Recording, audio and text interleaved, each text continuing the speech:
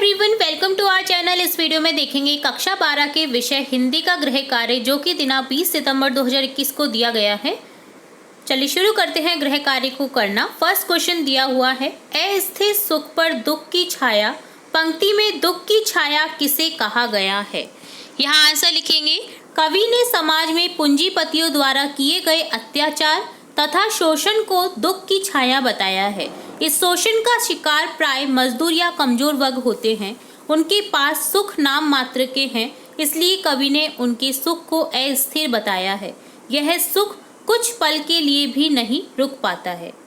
Second question है, अशनि पास से शापित उन्नत शत वीर पंक्ति में किसकी ओर संकेत किया गया है।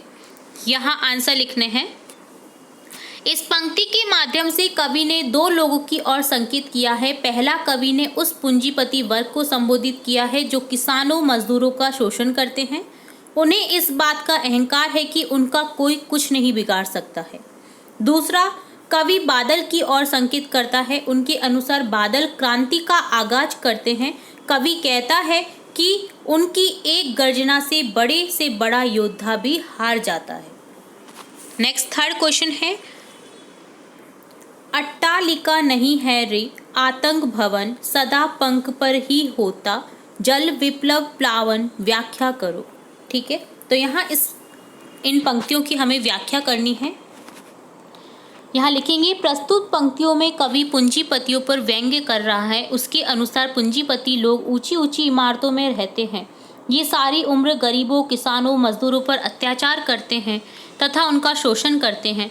अतः कवि के लिए पूंजीपतियों के ये मकान शोषण भवन हैं, जिनसे सारे अत्याचारों और शोषण का जन्म होता है। कवि आगे कहता है कि क्रांति का आगाज भी हमेशा गरीबों में होता है।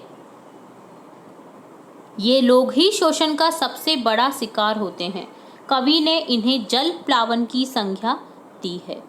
वह कहता है कि जब क्रांति रूपी बारिश का पानी एकत्र होकर बहता है तो वह कीचड़ से युक्त पृथ्वी को डुबो देने का सामर्थ्य रखता है।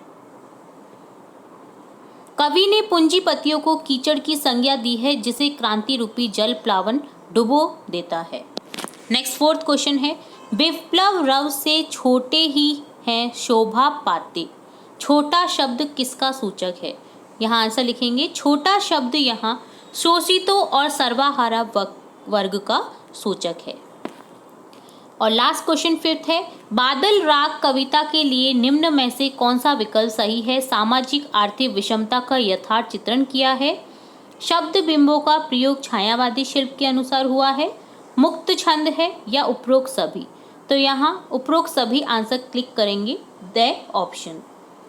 यहाँ बादल राग कविता के लिए सभी विकल्प सही हैं। तो ये था कक्षा 12 के विषय हिंदी का कंप्लीट गृह कार्य। हम इसी तरह अन्य सब्जेक्ट्स, अन्य क्लासेस के गृह कार्य आगे देखते रहेंगे। तो जुड़े रहिए हमारे चैनल के साथ। वीडियो को पूरा देखने के लिए धन्यवाद।